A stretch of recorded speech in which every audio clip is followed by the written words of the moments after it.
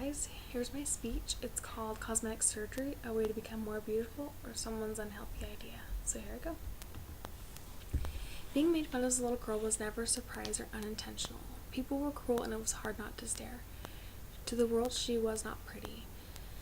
After being a participant on the ABC TV series The Swan, Kelly Becker found a much-needed happiness after being transformed from an ugly duckling into a beautiful swan. She was happy with the results of the grueling process and was able to finally find self-pride and confidence within herself. But what did it take to get to that found happiness? According to People magazine, she endured long, painful surgeries to her nose, face, and stomach, long hours at the gym, and not to mention hours of therapy to heal the inside scars. And when she was asked if it was all worth it, she exclaims yes. So is cosmetic surgery a way to become more beautiful, or is it someone's unhealthy idea? Although myself have never been under the knife per se, I have always been interested in the capabilities of knowledgeable doctors and their abilities to repair the human body. I wonder why people would endure that kind of pain in order to improve their look. In many cases, I understand, but in others, I question if they truly know what they're doing or who they are. We've all heard the happy and horror stories of cosmetic surgery. We one day may be subjects to its abilities to repair and correct. While listening to my speech, I hope that you will see the advantages and disadvantages of having access to cosmetic surgery and help you understand where the line should be drawn when considering it. Repairing the most beautiful creation of God is acceptable, but when you allow yourself to see every imperfection and resort to cosmetic surgery as a fix, you demean God and His gift to you. In my speech today, I will talk about the advantages of having access to reconstructive surgery, the misconception of some that cosmetic surgery is the science to beauty, and help you understand the effects of the unhealthy idea that is upon our generation. In a recent story in Otago Daily Times, there was a little girl receiving reconstructive surgery after being mauled by a bull mastiff. Imagine the relief from her parents to the 4-year-old girl and knowing that there is still hope for their little girl to lead a normal life.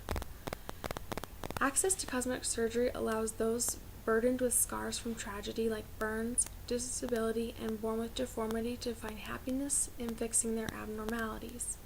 Cosmetic surgery repairs the effects of deformity and tragedy.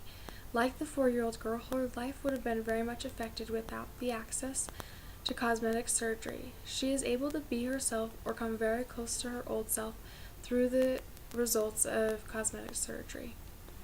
With the misfortune of either being born with deformity or when tragedy strikes, mental health is at stake as well. Many have found relief from getting cosmetic surgery. According to a recent study done at the Center of Human Appearance at this University of Pennsylvania School of Medicine, found that a year after receiving cosmetic surgery, 87% of patients reported satisfaction following their surgery, including improvements in their overall body image and body feature altered. The psychological effect that comes with getting cosmetic surgery is far more satisfying than at the end of the surgery, the result of it, I say. Individuals are able to live a more comfortable and gratifying life. With receiving plastic surgery comes confidence and higher self-esteem. Although these things make cosmetic surgery justifiable, many have ideas that cosmetic surgery will fix all their problems, and yet they try and never succeed the perfect look. Many people have misconceptions and an unhealthy idea about cosmetic surgery that suggests that once they have the certain thing fixed, that they will find happiness. There are many risks that arise when taking on cosmetic surgery, though. There is the possibility of infection, careless surgeons making mistakes, more problems arising because of the surgery, and many other risks.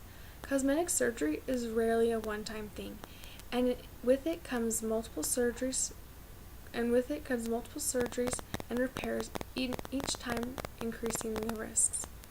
To those that do it to change rather than correct, see those risks as minuscule to the happiness that they are hoping for.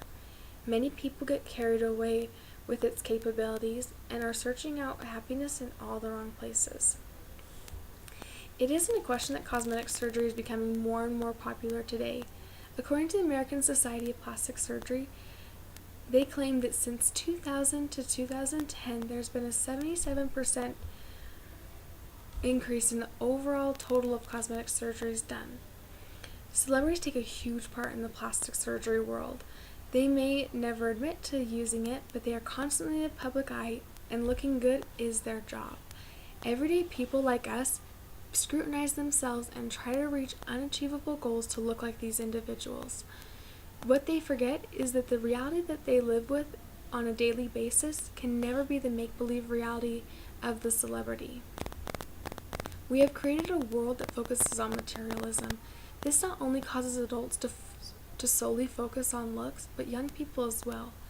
According to the American Psychological Association, that in 2004, 240,700 receiving plastic surgery were 18 years and younger.